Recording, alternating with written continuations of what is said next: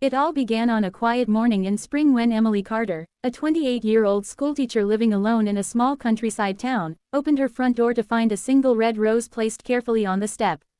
At first, she thought it was a random act, maybe a neighborhood child playing a prank or a secret admirer too shy to knock, but when she bent down to pick it up, she noticed a small folded note tied around the stem with a thin white ribbon. The note contained only 4 words, "For what was lost." Confused, Emily looked up and down the empty street, but there was no one in sight. She thought little of it at the time, placing the rose in a vase by her window and carrying on with her day. But exactly 1 year later, on the very same morning, she opened the door again to find another rose, with the same ribbon, the same mysterious handwriting, and the same haunting words, "For what was lost." From that day forward, it became a ritual she could not escape. Every spring morning of that exact date, the rose would be there. She never saw who left it, never heard footsteps, never caught even the shadow of the person behind it. At first, Emily felt flattered, maybe even a little romanticized by the mystery, but as the years passed, curiosity grew into unease. Who was leaving these flowers? Why those words? And what was it that had been lost?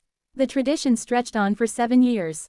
7 roses, 7 identical notes, and 7 restless nights afterward when Emily would sit awake staring at the flower, feeling as though it carried a secret meant for her but spoken in a language she couldn't understand. Her friends thought it was charming when she told them, teasing her about having a secret admirer, but deep down Emily felt there was something heavier hidden in the gesture, something far more haunting than romantic. She began to ask questions around town, discreetly at first, casually mentioning to the elderly shopkeepers or the postman if anyone else had ever heard of roses being left mysteriously. No one knew anything. The town was small, gossip traveled fast, but somehow no one else seemed aware of her strange annual visitor. As the 8th year approached, Emily decided she would not let another rose arrive without discovering the truth. She took the day off work, positioned herself by the window before dawn, and waited. Hours passed. The street was silent, the world outside still and empty. Just as she thought maybe this year the stranger would not come, she blinked, and the rose was suddenly there. Her heart dropped. She had not seen a person approach, not a hand reach out, nothing. The flower had appeared as though placed by invisible fingers. Terrified yet determined, she rushed outside, scanning the street in both directions, but again, there was no one. She picked up the rose and unfolded the note with trembling hands. For the first time, it did not say the familiar words. Instead, it read, "It's time you know." That night, unable to sleep, Emily placed all 8 roses on the table before her, each one carefully pressed and preserved in a journal she had started for them years ago. She stared at the notes, the ink, the ribbon, searching for a clue. Something inside her whispered that this was no coincidence. Something about these flowers was connected to her life in a way she had not yet pieced together. The next morning, she went to visit her mother, who still lived in the same old farmhouse where Emily had grown up. She carried the notes with her and laid them on the kitchen table. "Mom," she said softly, "do these words mean anything to you?" Her mother's hands froze as she read the notes, her face draining of color. "Where did you get these?" she whispered. Emily explained everything, her voice trembling, and as she spoke, her mother began to cry. Finally, after a long silence, her mother confessed the truth. When Emily was only 3 years old, she had a twin brother, something Emily had never been told. His name was Ethan. But one rainy night, the family was driving home from visiting relatives when a tragic accident occurred. The car slid off the road into a river. Emily was pulled out by her father in time, but Ethan was trapped inside. Despite desperate efforts, he did not survive. Her parents had never told her, believing she was too young to remember and wanting to spare her the grief of growing up with the shadow of a brother she could not have. For what was lost, her mother whispered, sobbing, it was always about Ethan. We buried that pain so deep, but someone clearly never forgot. Emily sat in stunned silence. A brother she never knew she had, a life erased from her memory, yet remembered by someone else so powerfully that they left flowers for nearly a decade. But who? Emily asked. Her mother shook her head, unable to answer. Emily knew she had to find out. She began digging into the past, asking questions about Ethan's short life, looking through old photographs stored in dusty boxes. She found one picture of a boy with golden hair and wide, bright eyes, clutching a teddy bear while sitting on their father's lap.